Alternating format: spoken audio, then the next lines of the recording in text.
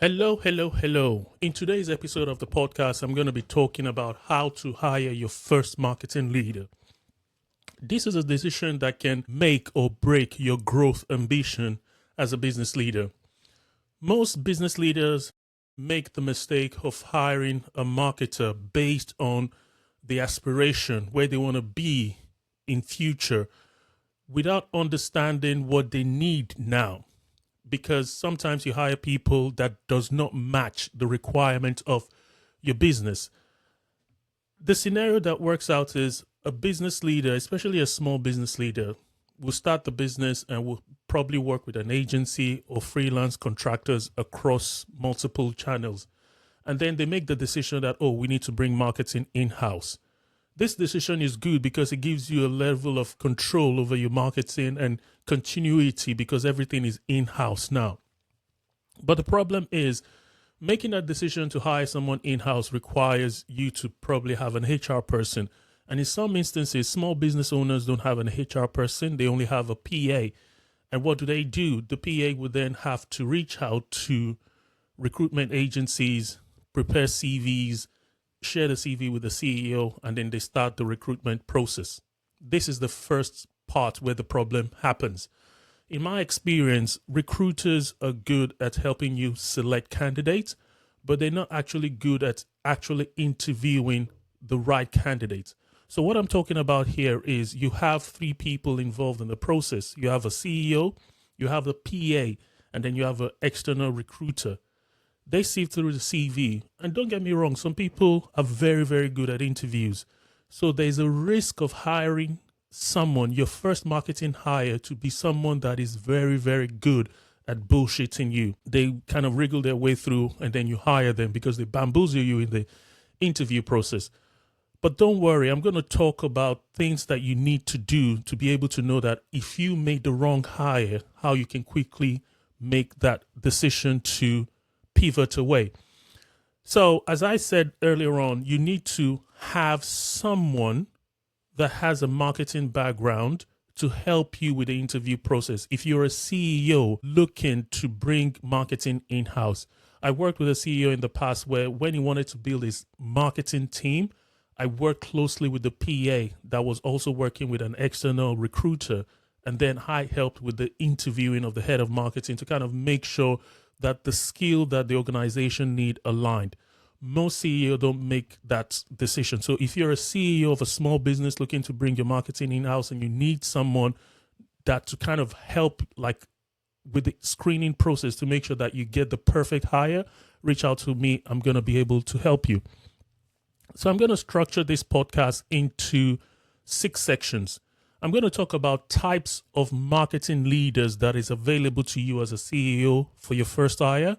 And then I'm going to talk about how a CEO or founder should structure the first 90 days of a new marketing hire, what you need to be doing for this hire for the first 90 days. And then what are your expectations? I'm going to talk about what to expect from the first 30 days, the 60 days, and then the 90 days. And then I'm also going to talk about how do you know if your new marketing hire is performing. Remember, as a CEO, there's a likelihood that you don't have a marketing background. So if you don't have experience in something and you don't have a deep understanding in something, yet you're managing the person doing that job, you need to be able to know what to look at. You need to know what good looks like. So in this podcast, I'm going to help you understand what to be looking for and the questions to be asking. Then I'm going to talk about the cost of the wrong hire. When you hire the wrong person, there's a cost associated with it. And then finally, I'm going to be talking about how AI tools can improve the workflow and productivity of your marketing. So these are the things I'm going to be talking about in this episode. If you're new to the podcast and you've not subscribed to the channel, click on the subscribe below and subscribe. And if you don't know me, my name is Femi Olajiga. You can find me on LinkedIn, connect with me, and so you can be able to reach me directly. So let's start with the different types of marketing leaders that you can hire. It's important as a business leader that you should be aware that there are different types of marketers. There are marketers that start from in-house organization. They have experience of working with small in-house teams. And there's marketers that have just one specialist skill. They can just be specialists at one thing, maybe paid advertising. Even within that paid advertising, there are marketers that are specialists in just Google ads or Meta ads. They're specialists in SEO. So that's one bucket. And then there's specialists that have experience working in an agency. And in the agency world, you have two types. You have the people that are actual people that do the actual work, and then you have the accounts managers. I've seen organizations make the mistake of hiring an accounts manager to do the actual work in an in-house team. That is a recipe for disaster. So as a small business, your first type of marketing hire that is available to you is a T-shaped marketer. What a T-shaped marketer means is someone that is able to work across multiple marketing channels. So this person is a jack of all. He knows or she knows how to do search engine optimization, knows how to do paid advertising, knows how to do social media campaigns, knows how to do web analytics. There's this perception in the marketing world that a marketer cannot be good in all these things, which is wrong. Depending on the size of the organization, if you have a marketer that have experience and background in large organizations, they can afford to hire different specialists for different roles because it's a large organization. If you hire someone from those kind of background, you're technically hiring someone that is a specialist. But if you hire someone that has experience across the board, then you're doing a good thing. So your first marketing hire as a small business owner should be someone with a T-shaped marketing skill. Again, you need to look at the growth trajectory of your business. When you first start your business, maybe you do not have product market fit. Sometimes you don't need a marketer then. You can actually try and do the marketing yourself as a business leader with the support from external agency. But once you start realizing that you're growing, your first marketing hire should not be hiring 3, 4, 5 people because you're actually wasting money. You need to make sure that you hire someone that can be able to work across multiple channels. Then as a business leader, you might be thinking to yourself, hang on a minute, Femi. If I hire one person, is that not overloading the person with too much responsibility? I'm going to talk about how you can mitigate on that. So your first marketing hire is a T-shaped marketing person. Then if your business is at that stage where the growth is really, really rapid, then you need to start considering, do you need a T-shaped marketer or do you actually need someone to help you build a team? So in this instance, you're looking at, okay, I need to bring in a VP of marketing or a CMO, someone that understands operation, someone that understands strategy and as well as execution as well. So you have options of looking at a fractional CMO. You have options of looking at someone like myself, a growth marketing consultant. That person will come in and help you interview, depending on the size of your organization and the volume of work that needs to be done. That is another option. You're looking at your first hire being either a T-shaped person, but if you hire someone really, really senior, there's a risk when you hire someone that is very senior that person would only be effective with strategy, would not be effective with execution. So bringing that person in would mean that you further needs to invest in getting other people in. So what I'm trying to say here is the level of growth and the stage of growth of your organization would determine who your first marketing hire should be. Then as a CEO, after you've gone through the process, remember I said your PA, you might not have an HR person. Your PA will filter the CVs. You need to get someone like myself to come in and help you with the selection. So it's only someone that has a marketing background, because you as a CEO, you might not be able to tell someone that is bamboozling or bullshitting you in an interview. So having someone, it could be like a fractional CMO as well, someone that is a freelancer that can help you select that in-house marketing person so you avoid making that mistake. That same individual will also help you with a 90-day plan. So what do I mean by a 90-day plan? After you've hired the person, it's your responsibility as the CEO to make sure that person succeed. The problem with the success of that person is because you can either hire someone and empower them, or you can hire them and restrict them to being able to deliver. What I mean by this is there's always a temptation that a CEO would need to approve everything that marketing does. I'm not saying you shouldn't have oversight over this. It's important that you should be able to see what is going on. But from a practitioner perspective, sometimes marketers want to be empowered. You see a situation where a CEO will want to sign off on every little change that happens on a website. That sometimes can be counterproductive. You see situations where a CEO doesn't actually give the marketer the budgets that they need. You see instances where an organization is trying to get their first marketing hire, and the first marketing hire is letting them know that, okay, the website would need upgrading, the website is bad, we need to buy some tools. And then the CEO will say, we don't have budget for tools, we don't have any plan to design the website. These are blockers that you have created for your first marketing hire to fail. So what I'm trying to say here is, as a CEO, your 90-day plan should start with a proper onboarding planning. You need to make sure that all the important stakeholders that this first marketing hire would need to talk to, you should have set up those meetings before the first day that person arrives.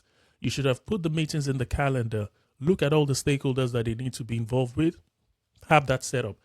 Look at all the potential tools that they need. You should have asked those questions in the interview. That's why I said you need someone like myself to help you with the interview process, because you need a subject matter expert to make sure you select the right person. At the interview stage, the question would have been asked, and the potential candidate would have given you the tools that they need to be able to do their job effectively.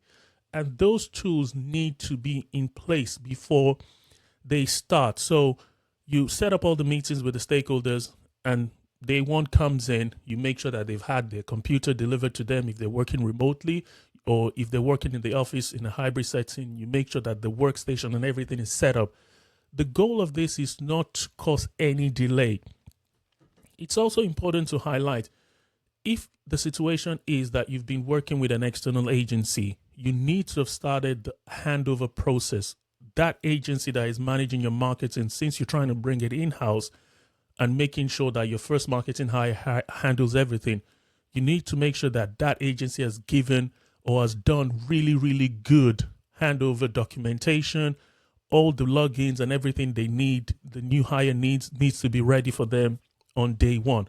So let's talk about from day 1 to day 30.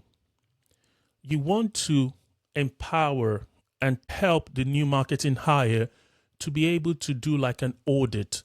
So the first 30 days is for them to meet all the important stakeholders, get access to all the tools they need, have their system set up properly, and start those meetings with those important stakeholders.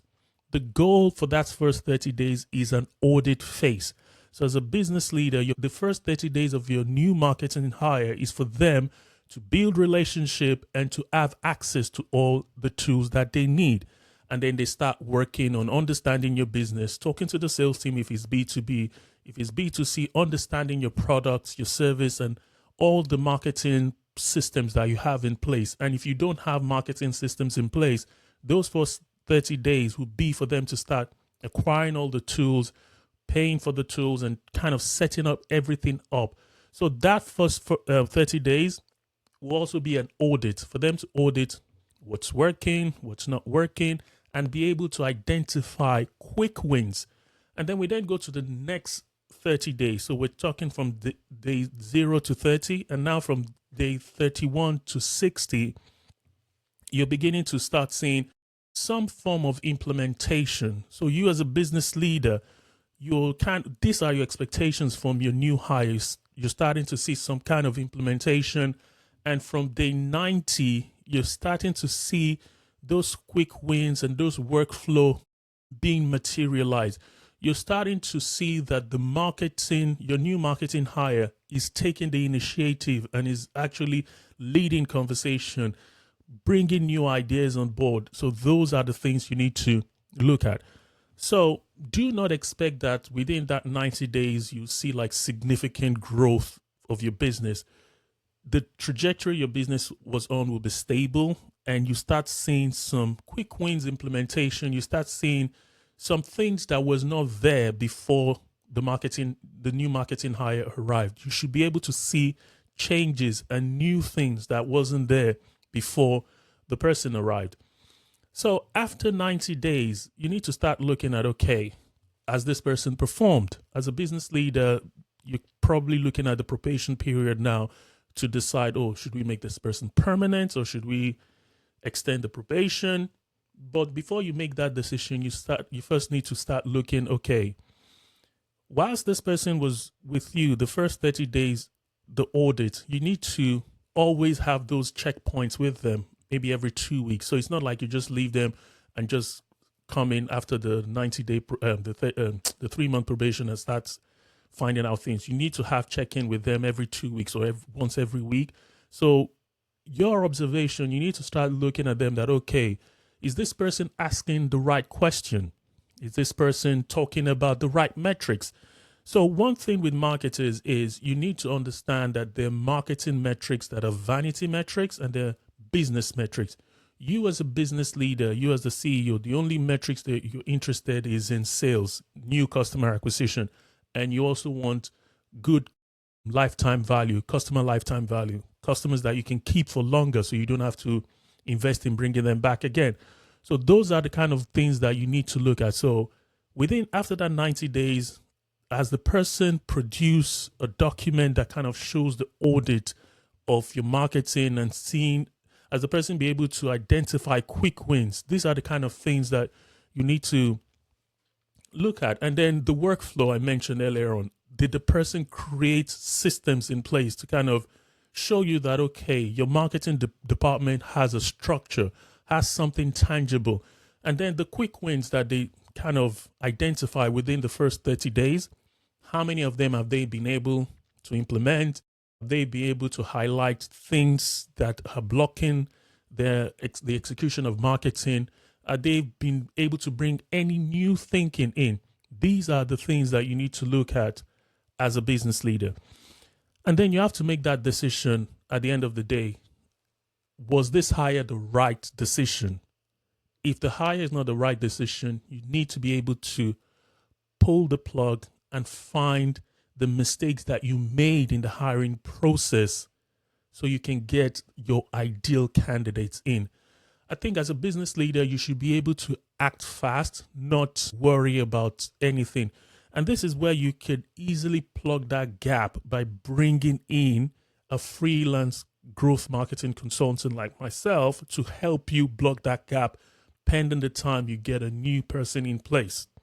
So what I'm trying to say is the fact that the first hire did not work, if it did not work, hopefully it worked, because it will work if you had someone that has a marketing background in the interview to help you select the best candidates. I'm going to talk about that again later on in another episode. But once you're able to find out that, okay, this person is not fit for purpose in terms of what you're looking for, or the person doesn't have the skill, or maybe the person has worked in larger organization that they're not really hands-on, because what you need as a mid-sized organization for your first marketing hire is someone that is hands-on. I mentioned T-shaped earlier on. So you need to factor in that the fact that this person doesn't work, you need to get someone in as quick as possible and cover that gap. Another thing I want to highlight is, although I've mentioned the 30-day, 60-day, 90-day, that is the default before AI systems improve how marketing workflow delivers. What I'm trying to say here is, when you do hire someone, things that would an audit that would normally take the first 30 days, you need to make sure that the person that you're hiring is someone that knows how to use marketing automation AI tools to speed up tax execution. What I'm trying to say is normally when you want to do like competitor research or you want to do things in marketing, things that would have taken 5 days to 2 weeks now should take not more than 1 or 2 days. What I'm trying to say here is whoever your first marketing hire is, they need to be able to work effectively with AI automation software solutions. What I mean by this is it's not just using AI to create content. What I'm saying is your new marketing hire needs to be able to use AI tool as their direct reports. Remember I told you sometimes you might need to hire multiple people depending on the size and the growth trajectory of your business. But that first hire, that first person needs to be T-shaped scale. But because it's just one person, someone that is very, very good at using AI softwares to manage their workflow will be able to create a system that kind of delivers results faster. That's what I'm saying. The marketing audit that would normally take 30 days, they should be able to deliver that in a week. Straight up in a week. All the things that would have taken 90 days, they should be able to deliver more faster. So by the time you get to that 90 days, that person would have delivered exponentially good results for your organization. So my name is Femi Olajiga. I'm a growth marketing consultant. I help small businesses like yourself. If you're a small business owner, I can help with the recruitment and creation of your in-house marketing team. So if you're looking to bring your marketing in-house and you're a CEO that doesn't really understand how marketing works, you need to hire someone like me for like a day or two to help you with the selection process and help you with the interview process to make sure that that first marketing hire is the best person for your business. And you can also have someone like myself as your marketing coach that is just someone on the side to help you look at your strategy, look at your tactic, like a second opinion to give you that confidence as a CEO that whilst you do not have a marketing background, you have someone in your corner as your personal marketing coach that is guiding you through. And it's also cost effective because you only pay for a few hour sessions per month. So it's not like you have someone permanent on your employee on your payroll. So if you're looking for someone to help you integrate or bring your marketing in-house and select the best first hire for your business, reach out to me. My name is Femi Olajiga. You can reach out to me on LinkedIn. You can contact me directly via email, and you can check out my website, CX Conversion. Thank you very much. And in the next episode of the podcast, I'm going to be talking about brand strategy for small business owners.